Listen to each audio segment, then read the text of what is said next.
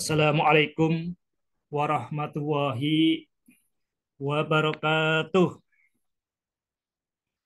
Bismillah, walhamdulillah, wassalatu wassalamu ala rasulillah, wa ala alihi wa ashabihi wa mawalah, la hawla wa la quwata illa billah, amma ba'du. Sahabat titik ba, dimanapun Anda berada, Allahumma barik lana fi rajab wa sya'bana wa balighna Ramadan.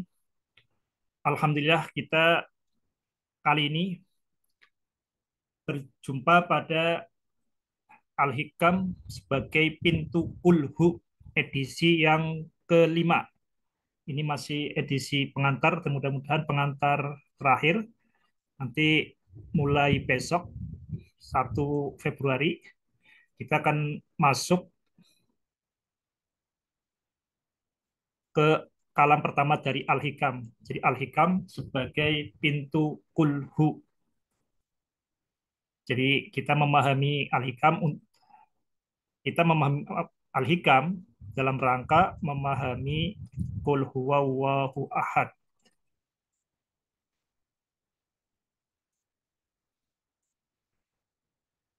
Ini mudah-mudahan yang terakhir ya. Kita akan bahas.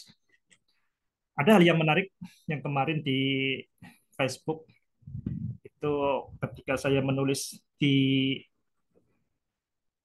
Facebook nih tulisan besar singkat. Jadi pesantren itu sangat antusias dengan ilmu mantik. Dengan ilmu mantik ini pesantren sangat antusias, bahkan dianggap ini ilmu kelas tinggi, susah dipahami. Jadi santri-santri yang bisa memahami ilmu mantik ini santri-santri terpilih. Jadi santri-santri linuih yang kecerdasannya di atas rata-rata. Ilmu mantik atau logika Aristoteles ini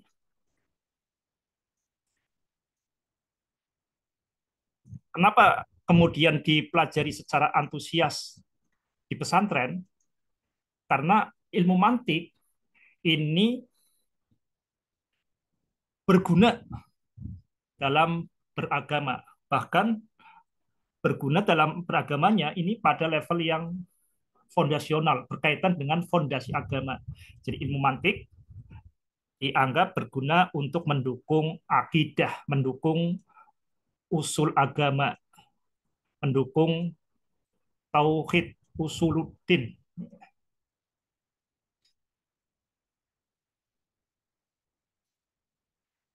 Ilmu mantik ini kalau bahasanya Bertrand Russell adalah masa kecil, masa anak-anaknya matematika. Logika itu masa anak-anaknya matematika ya. Jadi mantik ini hanya bagian dari logika. Logika secara umum adalah masa kecilnya matematika. Kalau kemudian pesantren atau umat Islam ini antusias dengan logika Aristoteles, bahkan menempatkannya begitu terhormat karena berkaitan dengan penguatan akidah, penguatan fondasi agama, penguatan usuluddin. Mengapa tidak dengan matematika? Matematika ini logika yang sudah dewasa. Kenapa dengan yang masa kanak-kanaknya matematika itu mau, yaitu logika, tapi kita kok kemudian tidak antusias dengan matematika? Ini suatu yang aneh di tengah umat Islam, dan ini terasa ada sikap yang tidak adil kita dalam menanggapi keilmuan. Logika Aristoteles kita antusias, matematika yang lebih matang, kenapa tidak? Kemudian ada seorang santri, Muhammad Nuhid, ya, kalau nggak salah, ini bertanya tentang kegunaan matematika. Kegunaan matematika itu apa?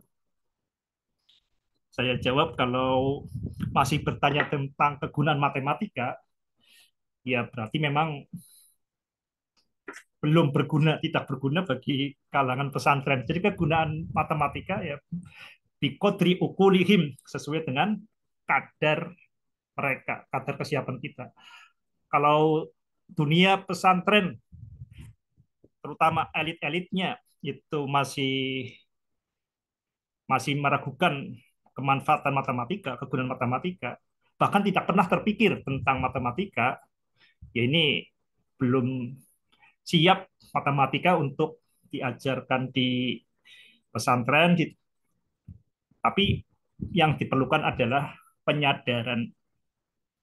Sahabat titik Pak, dimanapun Anda berada, ya tentu saja kalau kemudian yang masih jabang bayi dari matematika, yaitu logika, bahkan logika yang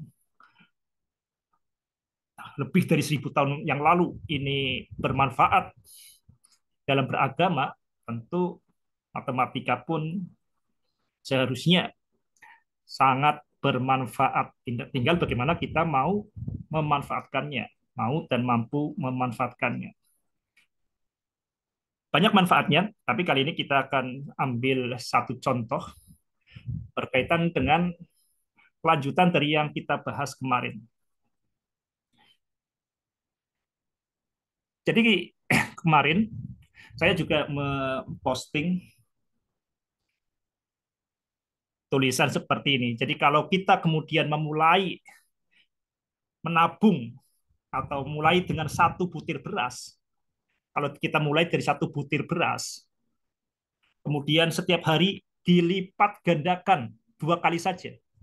Jadi hari ini misalkan hari apa ya? Ini hari apa sih, Ma? Mama? Hari apa ini? Mas Oka, hari apa Mas Oka ini? Hari apa ini sih, Mas? Din apa ya? Selasa. Oke. Misalkan hari Selasa. Hari Selasa ini kita mulai dengan dari satu beras. Ini hari Selasa satu beras. Ini hari pertama satu butir beras, satu butir. Kemudian hari kedua 2 butir. Hari ketiga 2 kali 2 empat butir. Hari ke oh ya hari keempat.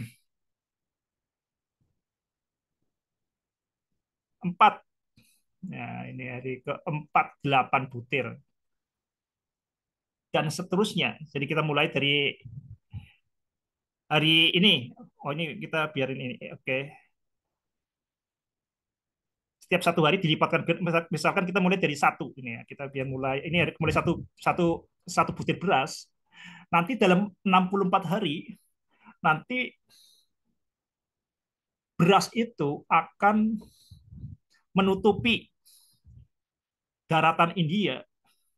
India ya India itu negara terluas keberapa ya. Jadi setelah setelah Rusia, Cina, India mungkin ketiga ya. Itu bisa menutupi daratan India itu setinggi 76 cm. Beras itu kalau kita mulai dengan satu beras, kemudian dilipat gandakan setiap setiap hari itu 2 kali. Jadi misalkan awalnya hari-hari ini hari Selasa kita mulai ini Selasa. Ini hari-hari ini tanggal 31 Desember 31 Januari kita mulai ya ini hari ke-0 mulai ini 31 Januari 2023 kita mulai dari satu beras, kemudian 2 beras, kemudian dilipat gandakan jadi 4, kemudian dilipat gandakan jadi 8, kemudian jadi 16, dan seterusnya ya. Dan seterusnya beras cuma setiap hari dilipat gandakan dari 2, 4, 8, 16. Nanti pada hari ke-64, 64 itu dari mana? Ini 64 ini biasanya cerita ini berkaitan dengan papan catur. Papan catur ini kan ada 8. 1, Satu, dua, sampai delapan.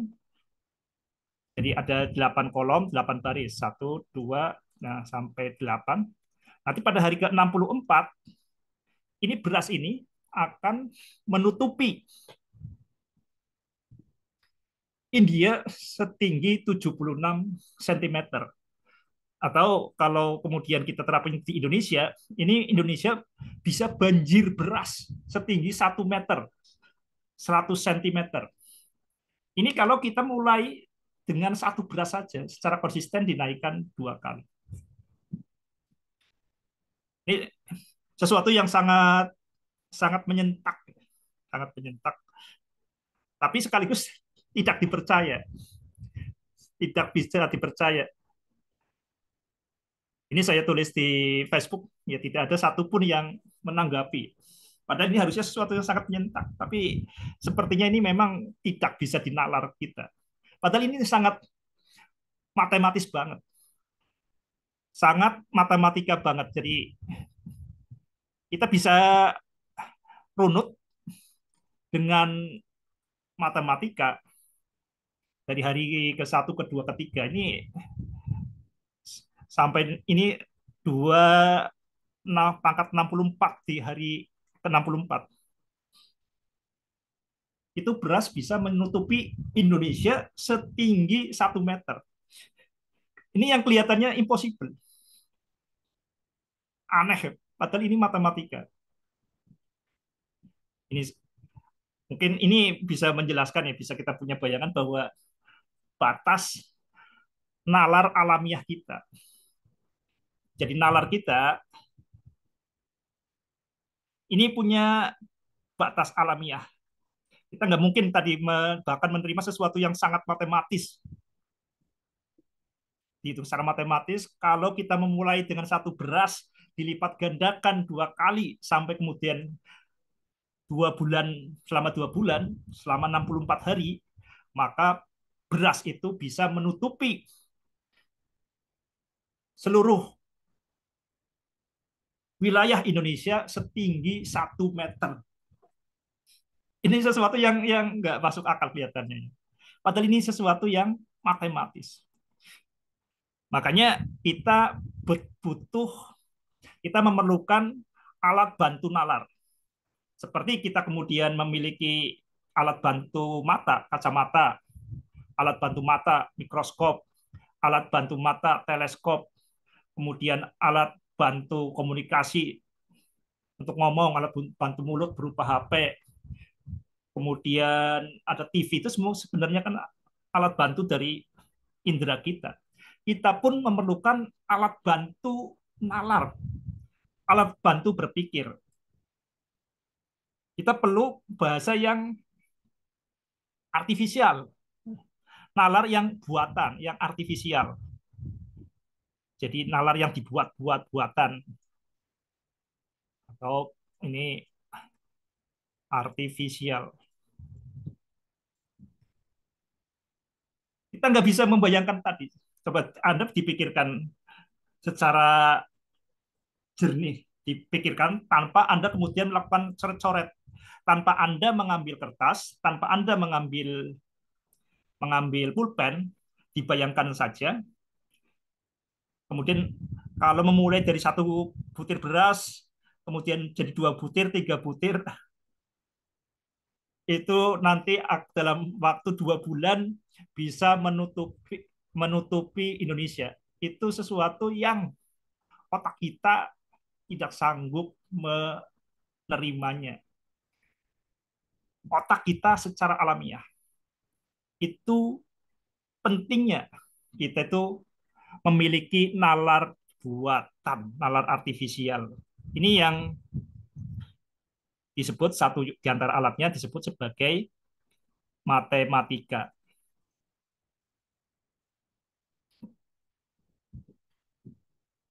Mungkin Anda masih penasaran nih, bagaimana mungkin kemudian dalam 64 hari itu kemudian bisa menutupi menutupi Indonesia setinggi 1 meter. Coba kita bayangkan seperti ini ya. Kita ambil yang yang hari ke-64. Ini kan akan dijumlahkan semua, ini kan berasnya dijumlahkan semua. dari satu butir, dua butir, empat butir, 8 butir, 16 butir, dan seterusnya sampai 2 pangkat 64. Kita mulai dari 2 pangkat 64 ini. Jadi 2 pangkat 64 itu berapa? Ini sahabat bisa, ini perhitungan sederhana. Mudah-mudahan sahabat kita bisa menyadari batas alam nalar alamiah kita.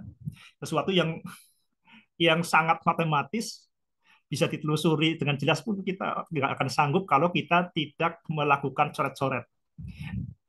Ini saya tahu ini dari buku Fact, ini ya, dari buku Factfulness.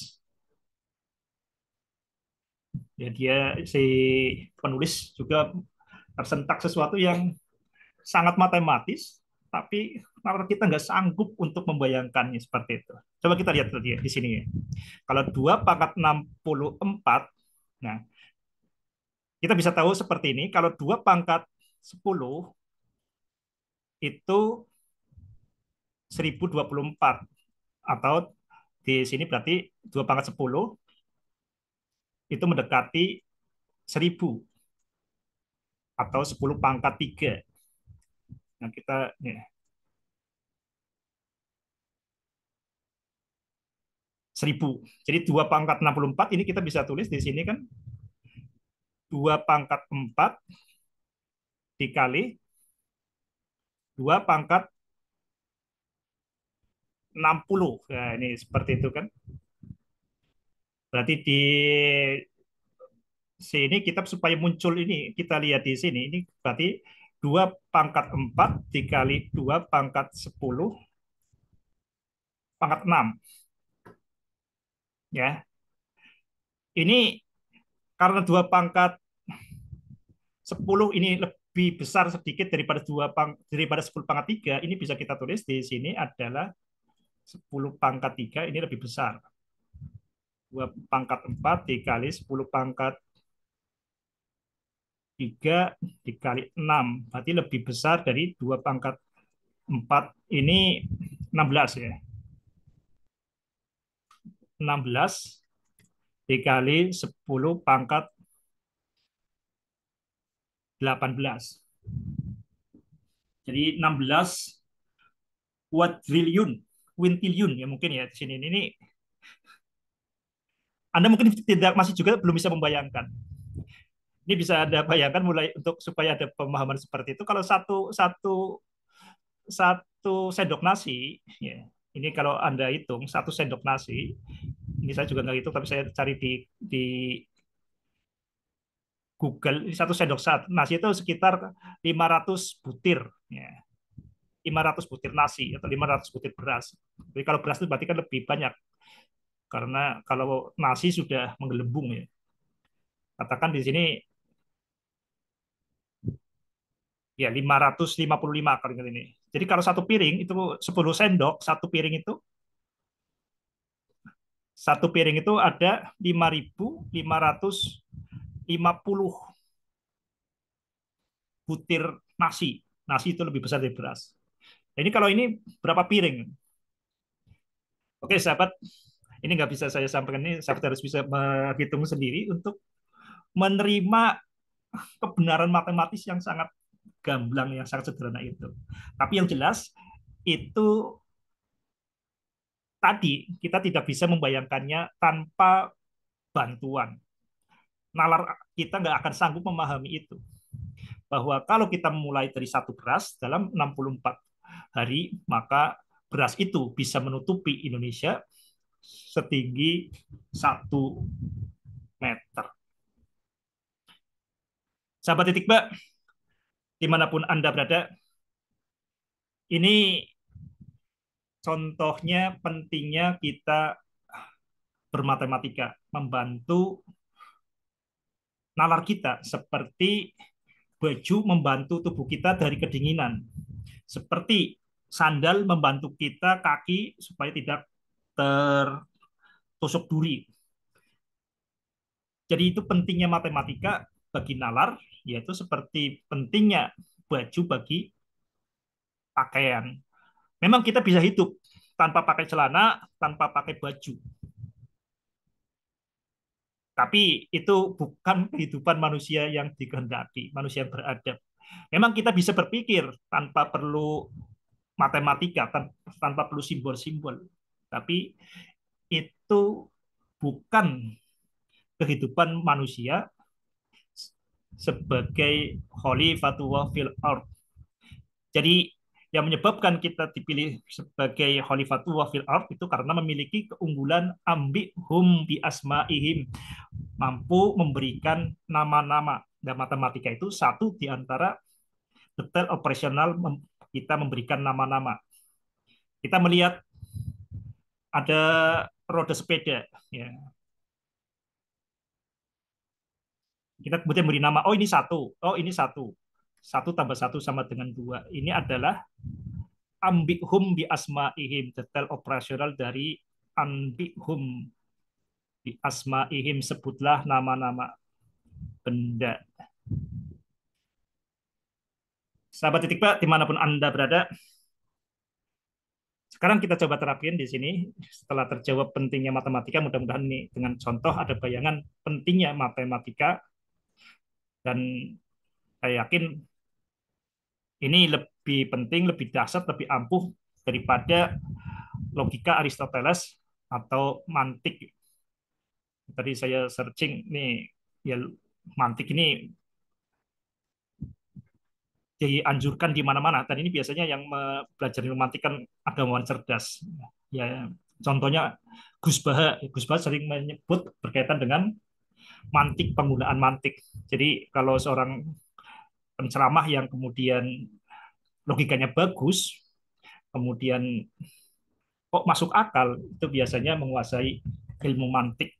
Tentu ilmu mantik penting, dan ilmu mantik itu hanya bagian dari logika, dan logika itu hanyalah masa muda, masa kanak-kanaknya matematika. Seharusnya mudah-mudahan umat Islam itu tidak kemudian terpana terus, terkungkung, terpenjara dengan pola pikir Aristoteles saja. Kita harus ingat bahwa syahadat kita adalah asyhadu alla ilaha illallah wa asyhadu anna muhammadar rasulullah. Jadi kita bersaksi bahwa Nabi Muhammad itu Rasulullah. Nabi Muhammad, bahwa Muhammad itu adalah Rasulullah, bukan Aristoteles, bukan Plato, atau bukan siapapun. Jadi Nabi kita adalah Nabi Muhammad Sallallahu Alaihi Wasallam. Kita akan menggunakan tadi pola pikir pangkat, ya, tadi hukum pangkat, tadi kan berkaitan dengan pangkat. Jadi pelipatan dua, dua pangkat satu, dua pangkat dua, dua pangkat tiga, ini yang tadi berkaitan dengan beras itu berkaitan dengan hukum pangkat. Ini untuk memahami tentang bagaimana Islam itu muncul, betapa dahsyatnya. Sesuatu yang paling mustahil sepanjang sejarah manusia itu adalah kemunculan Nabi Muhammad, kemunculan Islam yang dibawa oleh Nabi Muhammad dari daerah yang sangat terbelakang, dari daerah yang tidak pernah menjadi suatu negara, tidak pernah terjangkau baik oleh kekuatan Romawi maupun Persia. Itu kemudian mengubah sejarah. Ini bisa kita pahami dengan pola pikir pangkat tadi. Jadi dari mulai satu orang, yaitu Nabi Muhammad Shallallahu Alaihi Wasallam, dari mulai satu, kemudian berlipat ganda, kemudian masuk Islam, Ali bin Abi Thalib, kemudian Khadijah. Benar ya tulisannya ini ya, mudah-mudahan. Khadijah, kemudian Abu Bakar As-Siddiq, ya. Ini kemudian naik pangkat, berkembang seperti perpangkatan tadi. Cuma di awal-awal nggak semudah itu. Di awal-awal tidak semudah itu perpangkatannya. Kita bisa lihat perkembangan, kalau kita lihat dari kuantitas ini ya, atau performanya seperti ini ya. Jadi Nabi Muhammad muncul tahun 6000, 610 ya, diangkat menjadi Rasul 610. Ini pelan banget perkembangannya. 610 dan mulai melesat itu ketika hijrah 622. Jadi hijrah Nabi itu sudah 1400. Jadi hijrah Nabi itu kan 622. Sekarang tahun 2022 misalkan ya. Ini kita baru masuk 2023, anggap 2022 dikurangi 622, berarti hijrah kita itu dalam perhitungan matahari, gerak matahari atau tahun Masehi ini ada 1400 tahun Syamsiah, tahun matahari, tahun Masehi. Tapi kalau kemudian kita pakai Hijriah sekarang kan 1444 Hijriah. Kalau secara Masehi ini 1400. Jadi ada selisih 44 tahun. Ini Masehi ya. Ada selisih 44 tahun antara tahun Hijriah dan tahun Masehi berkaitan dengan hijrah Nabi. Hijrah Nabi sudah 1400 tahun yang lalu kalau dihitung secara gerak matahari tahun Samsiah tahun Masehi. Tapi kita di kalender tahun Hijriah itu memasuki kita berada di tahun 1440 Hijriah.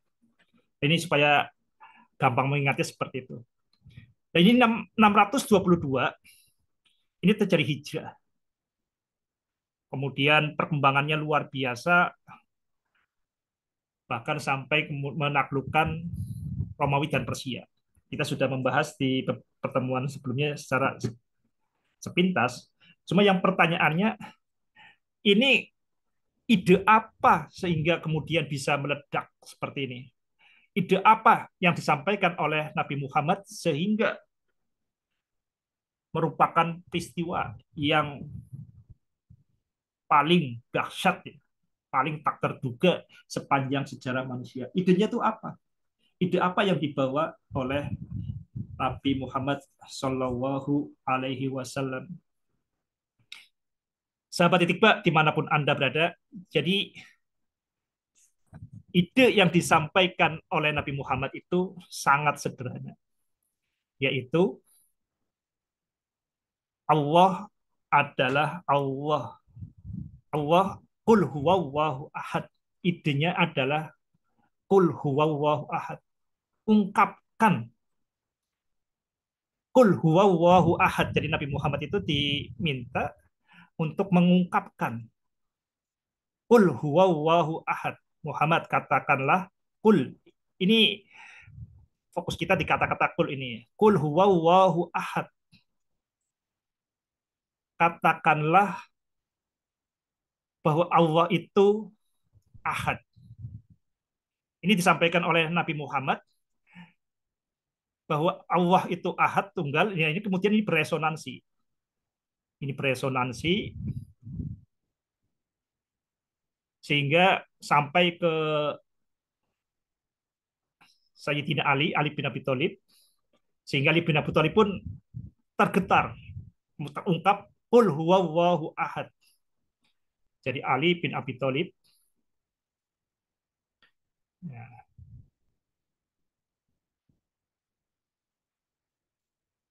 ini pun sama, ya Qul huwallahu ahad ini kemudian bergetar lagi ke sana. Kemudian ke Abu Bakar As-Siddiq, jadi sahabatnya Abu Bakar. Qul huwallahu ahad ini yang disampaikan oleh Nabi ini beresonansi.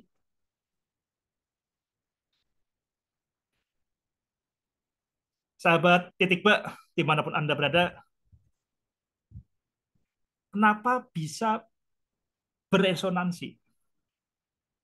Ya, karena sebenarnya frekuensi alamiah kita yang paling dasar, F0 kita adalah tauhid. Frekuensi dasar di setiap orang, getaran dasarnya adalah getaran tauhid. Ini ajaran Nabi Muhammad itu Intinya hanya itu.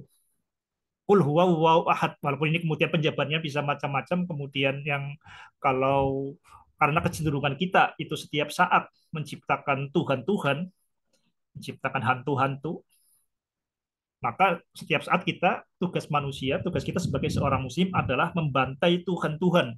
La ilaha illallah, la ilaha illallah, la ilaha illallah.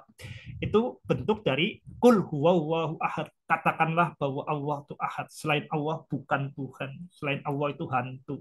Selain Allah itu hanya dipertuhankan. Ini sesuatu yang sangat sederhana.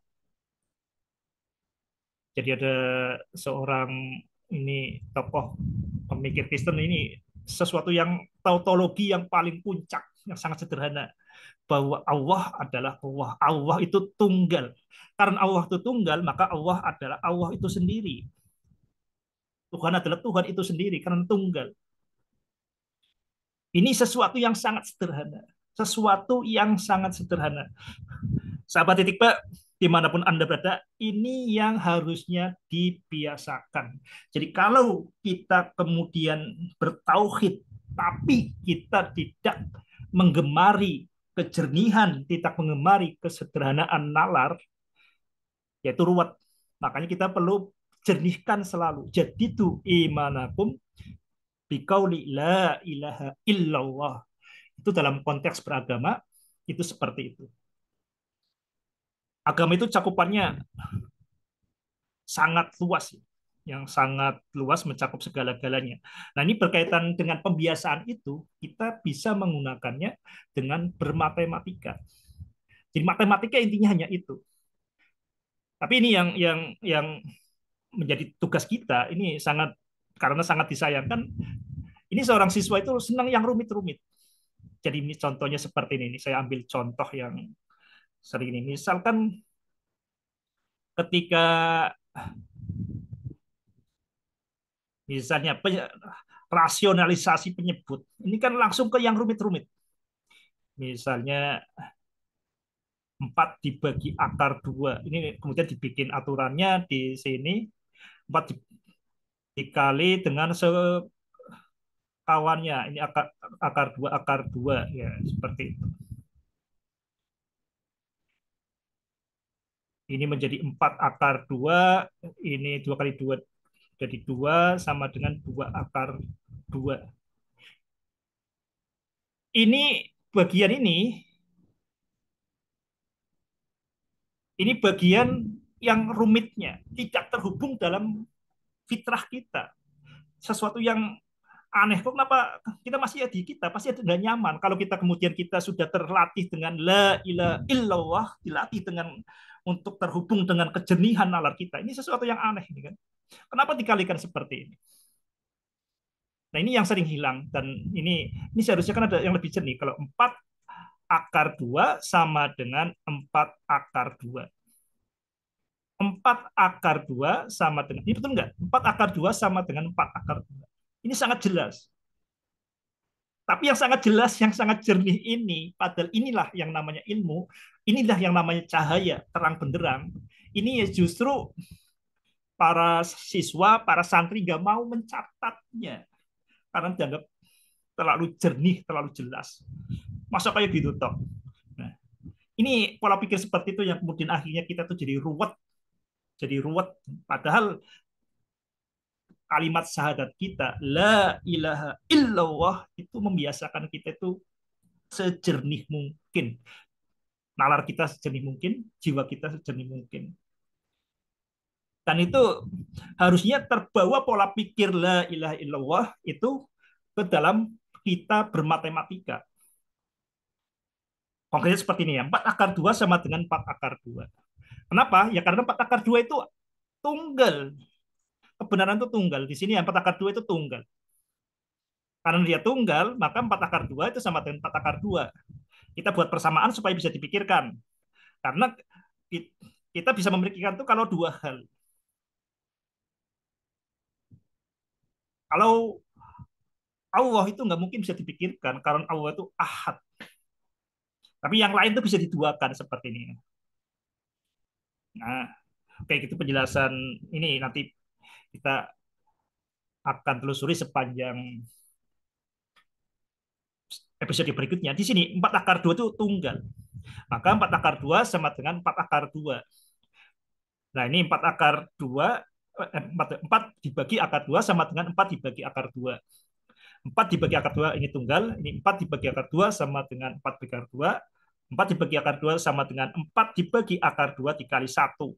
Nah, ini sesuatu yang jernih ini kan. Baru kemudian kita masuk ke yang ruwet. Tapi harusnya sebelum kita berpikir yang ruwet ini, kita harus terhubung dulu ke dalam kejernihan kita. Jadi zikir harus mendahului pikir. Dan zikir kita harus sampai tuntas ya. Ya kalau orang orang beriman sampai di sini, orang kafir sampai di sini saja nggak apa-apa. Tapi kalau kita ini matematika ini harusnya sebagai detail operasional tauhid dalam bernalar. Demikian yang dapat saya sampaikan pada pertemuan kali ini. Mudah-mudahan bermanfaat. Nanti kita masuk di 1 Februari, mulai masuk ke kalam pertama dari Syekh Ibnu Athaillah As-Sakandari. Demikian, mudah-mudahan bermanfaat. Ya ayyuhalladzina amanu taqullaha wa qulu qawlan sadida yuslih lakum a'malakum wa yaghfir lakum dzunubakum wa may yuti'llaha wa rasulahu faqad faza fawzan 'azima. Wassalamualaikum warahmatullahi wabarakatuh.